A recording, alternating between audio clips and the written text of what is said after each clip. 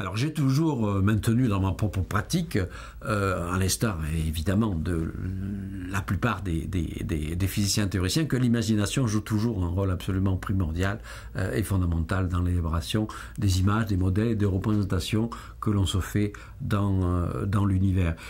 En ce sens, c'est vrai que souvent pour le public, l'image du physicien, c'est souvent plutôt un homme qui fait des expériences, un homme de laboratoire, un homme ou une femme de laboratoire, qui a des gros appareils, qui examine des résultats de mesure.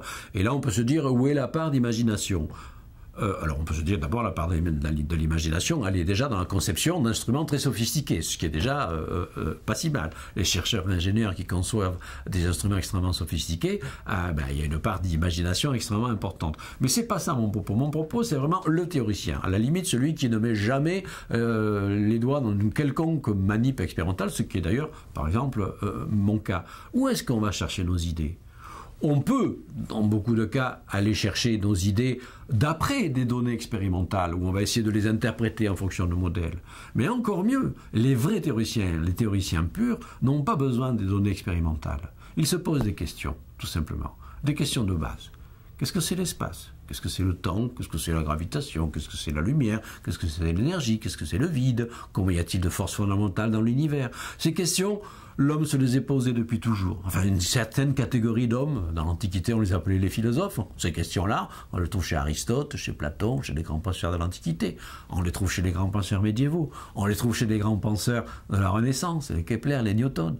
On les trouve chez Einstein. On les trouve chez les pères de la physique quantique, les Bohr, Heisenberg, Schrödinger, etc. Ils se posent des questions fondamentales indépendamment des données expérimentales de l'époque. Maintenant, c'est bien beau de se poser des questions, mais il faut essayer après d'imaginer les réponses. Et j'ai bien dit imaginer les réponses, parce qu'a priori, on ne sait pas quelles sont les réponses. Donc, il y a une forte part d'imagination.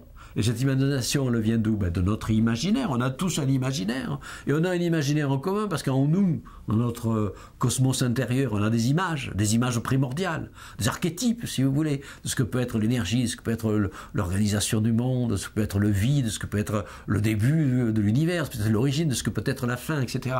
Et ces images primordiales jouent un rôle dans la créativité d'un scientifique. Un rôle qui n'est pas toujours avoué, d'ailleurs, par les scientifiques créatifs. Ce rôle un petit peu irrationnel de l'imaginaire au départ, comme étincelle de départ d'une théorie. Et à partir de cette étincelle de départ, comme un artiste va avoir aussi une étincelle de départ, le scientifique va élaborer quelque chose. Alors évidemment, après, contrairement à l'artiste, son œuvre ne sera plus subjective, elle se devra être mise effectivement en compétition avec, après, d'abord le jugement des pairs, le jugement des collègues, bon, l'artiste aussi, mais en revanche, ça va être mis en compétition avec simplement la réalité expérimentale. Hein. Et c'est là où l'imagination, à un certain moment, après, elle est malheureusement bridée par les faits expérimentaux qui sont là et abrupts et qui disent si oui ou non, la belle théorie, le beau modèle issu de l'imaginaire d'un physicien imaginatif, il y a plein de physiciens imaginatifs, si cette théorie, elle subsiste ou pas. La plupart du temps, il faut bien se dire que ces jolies idées ne subsistent pas.